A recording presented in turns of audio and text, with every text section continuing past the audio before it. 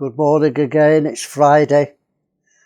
Got another food for thought for you. I'm Maurice Barratt. And I've been thinking about a verse I read in Proverbs. Let me read it to you, it really challenged me.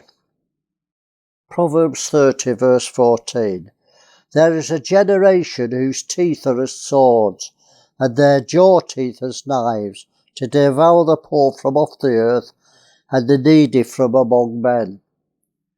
It challenged me about words, cruel words. There is a generation whose teeth are as swords. So I asked myself, and I'm asking you, are you a violent person? Not with physical violence, but verbal violence. Are you violent with your words? Well, many believers think they're not violent because when they're offended or upset, they don't resort to physical violence. But so many believers are violent with the words. Think of the phrases we use, the violent way that we express ourselves.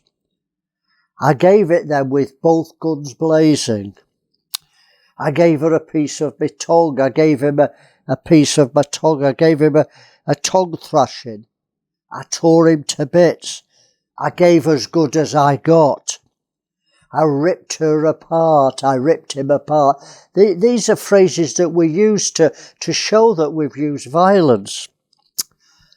You know, when I was at school, parents taught the children to recite a phrase when children were calling them names and bullying them.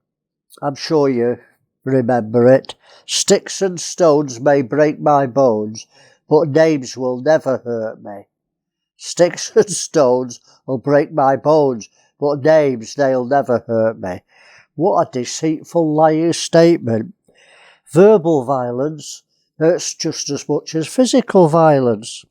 How many children have committed suicide because they were bullied? Not physically, but verbally, without any threat of bullying. How can many of us can remember hurtful things that were said from our past, maybe from a teacher or a boss or a spouse? How many cruel words come from Christians, man and wife? It's amazing how, when they're upset behind closed doors, the verbal violence comes out, the criticism, the vitriolic speech. It's so sad. How many are hurt because they took words the wrong way that were never meant to hurt them, taking offence? And they hurt us because of our insecurity or maybe a false perception of a person. Well, I've been following God now for 70 years and I'm trying to be conformed to the image of His Son, but I failed on this task recently. And I know you must have failed many times with intentions of words that weren't meant to hurt you. We must be careful not to give the wrong impression, especially words of rebuke or correction. We can so easily offend if our spirit isn't gentle and seasoned with salt, as the Bible says. So let's not be offended easily, and let our words be gracious, and remember what James says about the tongue. Let me finish with James, it's very strong. James 3 verse 2. For in many ways we offend all. If any man offend not in word, the same is a perfect man, and is able to bridle the whole body. Behold, we put bits in horses' mouths that they may obey us, and we turn about their whole body. Behold also ships, which though they be great, and are driven of the winds, yet they turn about with a very small helm, wherever the governor desires. Even so the tongue is a little member, and boasts great things. Behold how great a matter a little fire kindles. And the tongue is a fire, a world of iniquity. So is the tongue among our members, that it defiles the whole body, and sets the course of nature, and is set on fire of hell. Wow, those are strong words. The tongue is a world of iniquity. And if you can control your tongue, you're a perfect man. So I'm not perfect, and neither are you, because you don't control your tongue all the time. I know that. I don't. It's no man can tame it. But the tongue can no man tame. It's an unruly evil full of deadly poison. Therewith bless we God, even the Father, and therewith curse we men, which are made after the similitude of God. Out of the same mouth proceeds blessing and cursing. My brothers, this thing ought not to be.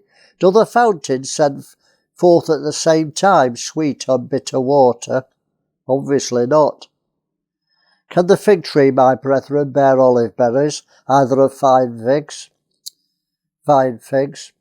So can no fountain both yield salt water and fresh at the same time. Because we say nice words, we forget that we also use nasty words. Not at the same time, obviously. Who is a wise man and endued with knowledge among you? Let him show out of a good conversation his works with meekness of wisdom. But if ye have bitter envying and strife in your hearts, glory not, lie not against the truth. This wisdom descendeth not from above, but is earthly, sensual, and devilish. That's violent words. That's what James describes them, earthly, sensual, devilish. For where envying and strife is, there's confusion and every evil work. But the wisdom that's from above is first pure, and he's talking about the character of Christ, fruit of the Spirit, the Beatitudes. Then peaceable, gentle and easy to be entreated, full of mercy and good fruits, without partiality, without hypocrisy. And the fruit of righteousness is sown in peace of them that make peace. Strong words. Well, have a great day. Time's gone. Watch your tongue. Don't be offended at somebody else's tongue, and keep thinking.